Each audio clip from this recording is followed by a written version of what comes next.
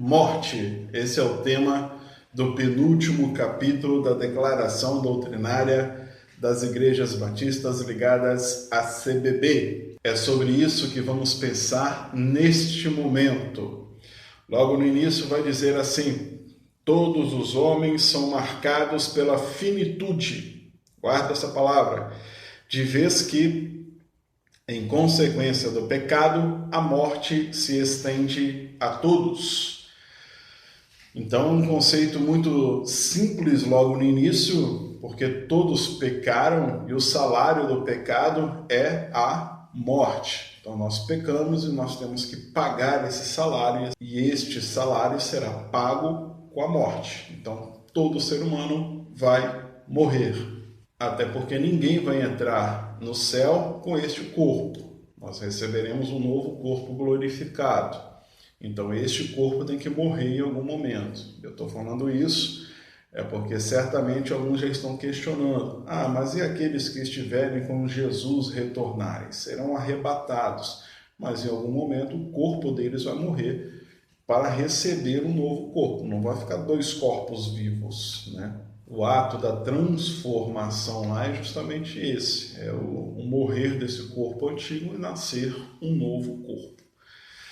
Bom, então todos pecaram e todos têm que pagar este salário, todos têm que morrer, por isso nós somos finitos. Não era o propósito de Deus quando criou Adão, mas se tornou uma consequência do pecado sobre a vida da humanidade. Ok, e quando morrermos e estivermos no céu, como será a nossa vida? Talvez você já pensou sobre isso e já viu pessoas falando sobre isso. Haverá um apagão no cérebro das pessoas? Eu vou lembrar de quem eu era ou não vou lembrar de quem eu era? Como é que vai ser depois da morte? É isso que vamos tentar descobrir nesta aula hoje. E o ponto 1 já vai decifrar essa primeira questão. Segundo a declaração doutrinária, ela diz assim: a palavra de Deus assegura a continuidade da consciência e da identidade pessoais após a morte, bem como a necessidade de todos os homens aceitarem a graça de Deus em Cristo enquanto estão neste mundo. Então, esse primeiro tópico do artigo 18 já vem respondendo a esta pergunta. Sim, teremos consciência e sim, iremos lembrar quem somos.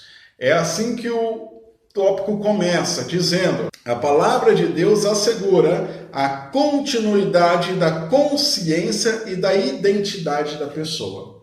Então, as pessoas que deduzem que depois da morte esqueceremos quem nós éramos enquanto vida, estão afrontando a declaração doutrinária. A declaração doutrinária ela vem instruindo o povo de Deus a entender que depois da morte, continuamos sim, lembrando de quem nós éramos, das nossas histórias, da nossa vida e de tudo mais. Ok? Então, assim, eu sei que essa é uma opinião que diverge de muitas pessoas, que muitos foram educados de forma diferente e que o argumento mais forte para não concordar com a declaração é o sofrimento no céu. Alguns já me questionaram isso, dizendo: pastor, mas se eu for para o céu e meu filho não for, como é que vai ser? Como é que eu vou conseguir estar feliz no céu vendo meu filho no inferno ou longe de Deus? A esta ovelha eu acabei dizendo o seguinte: meu irmão, nós hoje conseguimos ter uma parte do consolo do Espírito Santo de Deus. E já é muito forte sobre as nossas vidas. Mas por causa do pecado, nós não conseguimos ver a ação 100% do nosso Deus sobre as nossas vidas. O Espírito Santo ele é consolador dos nossos corações, da nossa vida, das nossas emoções.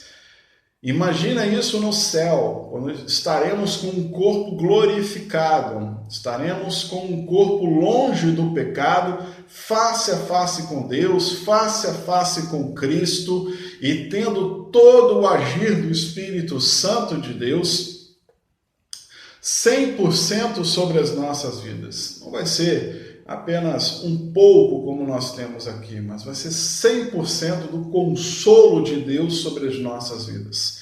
Não faça pouco caso do poder de Deus, eu disse para ele. E ele então acabou se entendendo como a declaração compreende. Talvez isso te ajude, talvez isso colabore a que você também compreenda como a declaração vem dizendo. Uma outra coisa que eu disse para ele, e está aí logo no início também deste artigo, é sobre a finitude do homem, dizendo que nós somos finitos e por isso morremos. Mesmo depois que Deus nos der um novo corpo, seremos infinitos em vida, ou seja, viveremos eternamente longe do pecado. Mas em nenhum momento Deus nos dá a entender que a nossa memória também será infinita. Então, talvez em algum momento da eternidade, vivendo uma vida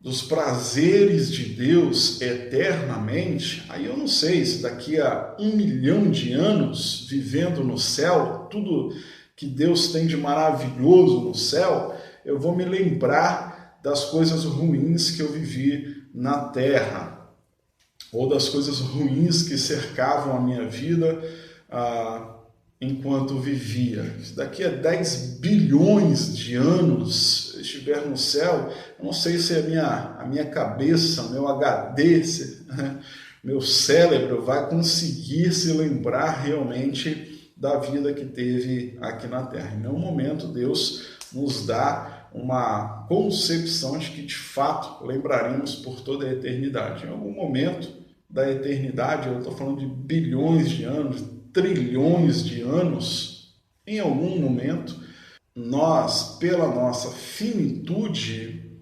acabaremos esquecendo da vida passada. Mas manteremos a nossa identidade e a nossa consciência, como diz aí o texto da declaração doutrinária. Eu vou saber quem eu sou daqui a 10 bilhões de anos. Eu posso até esquecer a vida que eu tive na Terra, mas eu vou ganhar novas coisas, novas experiências no céu com Deus e vou continuar sabendo que eu sou o Vomar e que esta é a minha identidade, que esta é a minha consciência, que esse é o meu ser. Apenas vai ser trocado as memórias, né? As ruins vão se deixando a nossa mente para boas memórias tomarem lugar. Mas isso é só um pensamento. Eu estou aqui para dizer o que a declaração diz. A declaração diz isso. A declaração diz que nós vamos ter consciência no céu. E a declaração diz que nós vamos ter identidade no céu. Nós não vamos chegar lá com a memória apagada e também não vamos chegar lá sem identidade nenhuma. O Volmar vai virar o João lá no céu. Posso até trocar de nome, se for para glorificar a Deus, evidentemente. Mas eu não vou esquecer de quem eu sou, da minha identidade. Ponto 2 diz assim: com a morte está definido o destino eterno de cada homem. Aí é um pensar batista de que tudo que o homem tem que fazer, ele tem que fazer para a sua salvação enquanto ainda está vivo. Depois que morre, ninguém pode fazer nada para salvar esta alma. Se ela não se decidiu por Cristo Jesus enquanto ele estava vivo, depois de morto, ninguém pode tomar essa decisão por ela e nem ela mesma. Virá apenas o juízo sobre a vida desta pessoa. Digo isso porque, em parte, o catolicismo vai pregar algo diferente disso, né? Eles vão elaborar um purgatório, uma missa de 7º dia, que é algo que ajuda o morto a se aproximar de Deus, ajuda a ter um melhor julgamento na presença do Pai, mas a ideia batista é que não. A ideia batista é que ele tem que fazer enquanto está vivo. Depois que morreu, ele não pode fazer mais nada pela sua vida, pela sua alma, pelo seu ser. Depois de morto, ele vai ser julgado por Deus e ninguém pode fazer mais nada por essa vida. Outra pergunta que sempre fazem quanto à morte é: se eu morrer, eu vou dormir e acordar no dia do julgamento? Ou se eu morrer e for salvo, eu vou para um lugar intermediário, que não é o céu, evidentemente, e ali esperarei o meu julgamento, mas de forma consciente? O artigo 18.3 responde essa pergunta, me acompanhe, dizendo: pela fé nos méritos do sacrifício substitutivo de Cristo na cruz, a morte do crente deixa de ser uma tragédia, pois ela o transforma para um estado de completa e constante felicidade na presença de Deus. A este estado, ou seja, depois que o crente morre, ele vai para um estado de completa felicidade na presença de Deus. A este estado de felicidade, a Escritura chama de dormir no Senhor. Então, o ponto 3 do artigo 18 da declaração vai dar uma explicação sobre o que é dormir no Senhor para a declaração. Ela diz: dormir no Senhor é um estado de felicidade que o crente vai ter na presença de Deus enquanto aguarda o seu julgamento, enquanto aguarda a vinda do Senhor Jesus para o julgamento final da humanidade.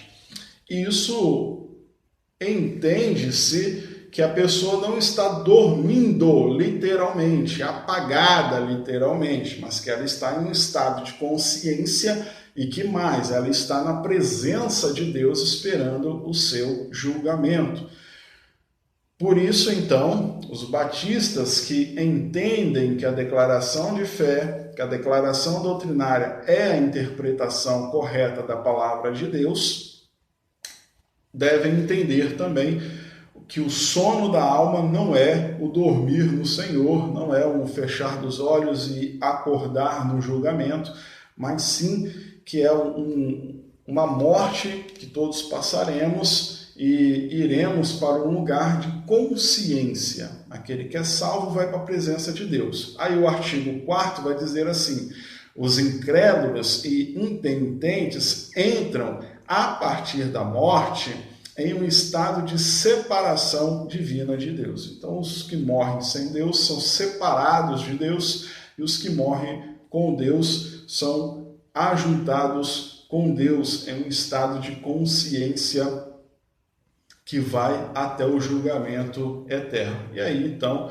Cristo volta, julga a humanidade, todos esses vão ressuscitar para serem julgados e aqueles que são ímpios vão ser condenados, aqueles que são lavados pelo sangue de Jesus serão salvos. Esta é a interpretação da declaração doutrinária quanto ao dormir no Senhor. Note aí no texto, está dizendo, um estado de completa e constante felicidade na presença de Deus. Eu não entendo como é que alguém que poderia estar dormindo estaria feliz ou estaria triste, né? O caso dos ímpios aí no ponto 4, eles estão distantes de Deus e por isso estão tristes. E aqueles que estão na presença de Deus estão felizes. Como alguém que está dormindo está feliz ou está triste? Só está feliz ou só está triste quem está em um estado de consciência. E é por isso que a declaração interpreta dessa forma. O dormir no Senhor é um estado de consciência, de felicidade para o crente e de tristeza para o incrédulo, que está separado de Deus. Ponto 5 vai dizer assim: na palavra de Deus encontramos claramente expressa proibição divina da busca de contato com os mortos, bem como a negação da eficácia de atos religiosos com relação aos que já morreram. Então esse é um ponto bem passível de compreensão. Ninguém que está vivo pode contactar alguém que morreu. A palavra de Deus diz até que isso não é possível. Mas o texto da declaração aqui está dizendo apenas que isto é pecado, que isto é errado, que isso não agrada o coração de Deus. Tá bom? Finalizamos aqui mais uma aula. Próxima aula, nossa última aula, justos e ímpios. Que Deus te abençoe.